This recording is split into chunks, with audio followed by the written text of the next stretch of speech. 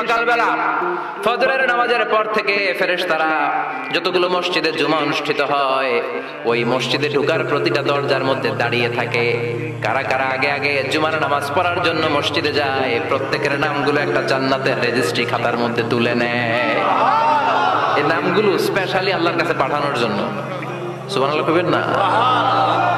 ডানে বাঁয়ে সামনে পেছনে যতগুলো দরজা, প্রতিটা দরজায় ফেরেশতারা বসে থাকে।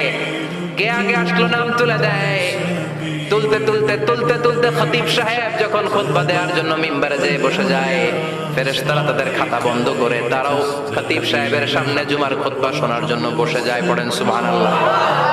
জুমার দিন সকালবেলা ফজরের নামাজের পর থেকে ফেরেশতারা যতগুলো মসজিদে জুমা অনুষ্ঠিত হয় ওই মসজিদে ঢোকার প্রতিটা দরজার মধ্যে দাঁড়িয়ে থাকে। কারা কারা আগে আগে জুমার নামাজ পড়ার জন্য মসজিদে যায়, প্রত্যেকের নামগুলো একটা জান্নাতের রেজিস্ট্রি খাতার মধ্যে তুলে নেয়। এই নামগুলো স্পেশালি আল্লাহর কাছে পাঠানোর জন্য। সুবহানাল্লাহ কইবেন না? ডানে বাঁয়ে সামনে পেছনে যতগুলো দরজা, প্রতিটা দরজায় ফেরেশতারা বসে থাকে। কে আগে আসলো নাম তুলে দেয়।